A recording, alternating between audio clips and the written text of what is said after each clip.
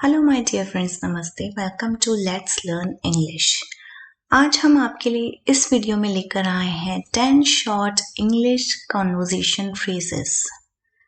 जी हाँ दोस्तों, रोज बोले जाने वाले 10 छोटे छोटे वाक्य जिन्हें आप आपकी रोजमर्रा जिंदगी में बोलते हैं। तो चलिए देखते हैं कि इन वाक्यों को हम कैसे बोलते हैं और इनका क्या मतलब होता है और इनको इंग्लिश में हम कैसे बोलेंगे। चलिए शुरुआत करते हैं।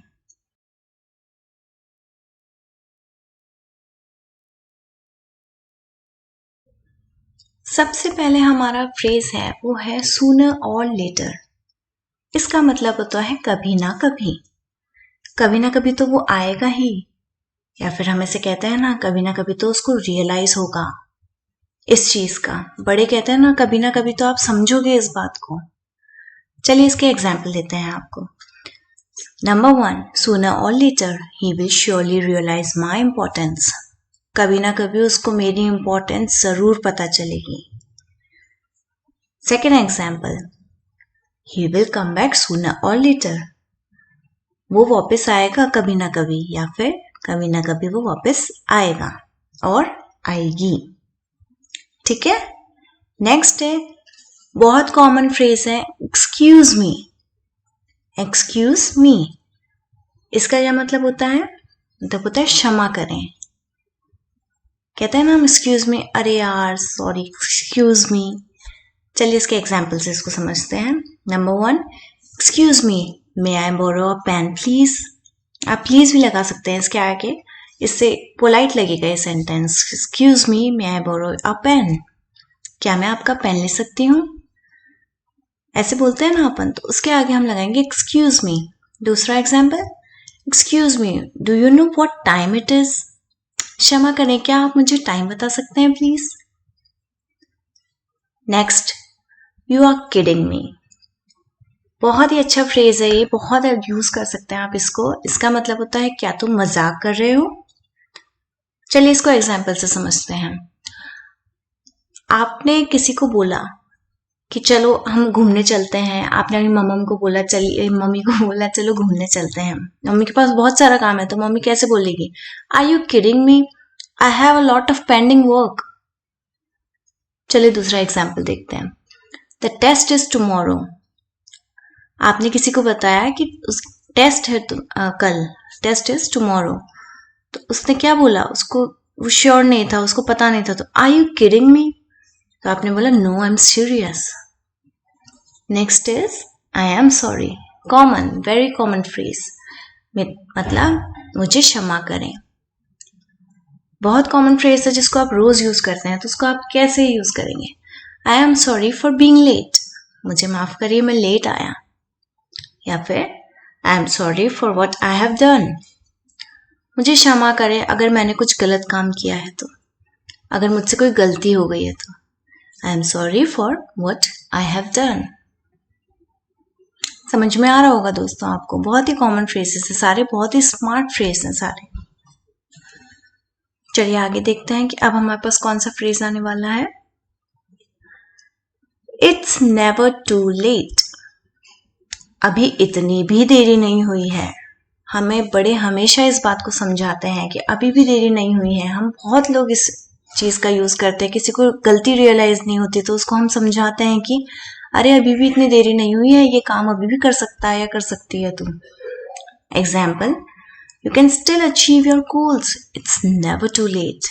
तुम अभी भी अपने एम्स को पा सकते हो, डेस्टिनेशन को पा सकते हो, अभी भी देर नहीं हुई है। Next is it's never too late to try to be a champion.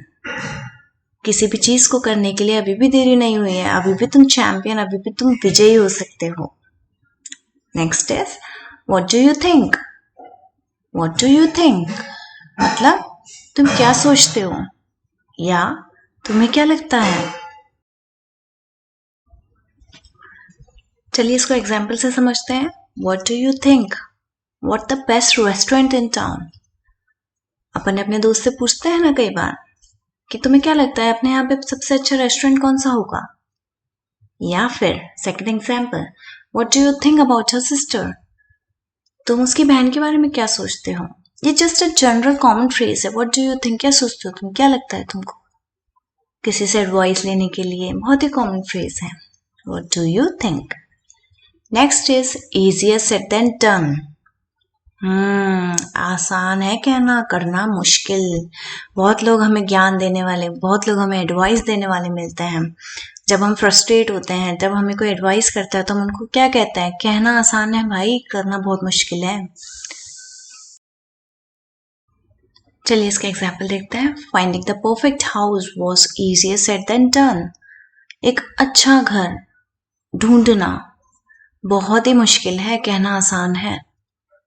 Next is I know I should give up smoking but easier said than done. एक बुरी आदत को छोड़ने में हमें बहुत टाइम लग जाता है. स्मोकिंग जैसी आदत को कहना आसान है छोड़ना, पर करना बहुत मुश्किल. Next is get rid of. Gate rid of पीछा छुड़ाना या फिर उस इंसान से या उस मुश्किल से मुक्त हो जाना. Please get rid of smoking and alcohol. Smoking और अल्कोहल को छोड़ दो, bad habit. The owner needs to get rid of car for financial reason. उसको अपनी ऑनर को कार बेचनी है. क्यों? फाइनेंशियल रीजन से, मनी प्रॉब्लम से. गेट रीड ऑफ किसी चीज से पीछा छुड़ाना.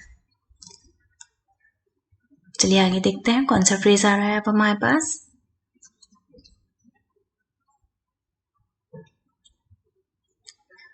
What do you do? Common phrase. आप क्या करते हो? किसी का इंट्रोडक्शन लेना हो, किसी से हमें पूछना हो जनरली कि आप क्या करते हैं, पूछते ही हैं. सबसे पहला क्वेश्चन हमारा, सेकंड क्वेश्चन हमारा ये होता है नाम के बाद, क्या करते हैं आप. Example, hi what do you do, या फिर hi Dolly what do you do. Simple, common. बहुत ही आपको सिंपल और इजी फ्रेजेस लग रहे होंगे. प्लीज इन्हें यूज करिए आपकी रोजमर्रा जिंदगी में, तभी आपकी फ्लुएंसी बैठेगी इंग्लिश पे. हमारा ये फ्रेज था व्हाट डू यू डू, आप क्या करते हैं. नेक्स्ट देखते हैं हमारे पास कौन सा फ्रेज आ रहा है. Carry on. Just 2 words. Carry on, लगे रहो, अपने काम में लगे रहो. मैं अभी इस काम के लिए जा रहा हूं, तुम अपने काम में लगे रहो. Just carry on your work. Number 1 example, they will carry on with their plan. किसी को आपने बताया कि वो लोग तो अपने प्लान पे कैरी ऑन करेंगे. They will not change their plan. Number 2 example, we will carry on a conversation with her tomorrow. बीच में से एक बंदी कन्वर्सेशन से उठ गई है, तो we will carry on a conversation with her tomorrow. हम उसके साथ कन्वर्सेशन कल कैरी करेंगे, कंटिन्यू करेंगे. सो फ्रेंड्स, ये थे हमारे 10 फ्रेजेस, 10 कॉमन फ्रेजेस. अगर आपको वीडियो पसंद आया है तो please like, share and subscribe and share with your friends. Thank you so much.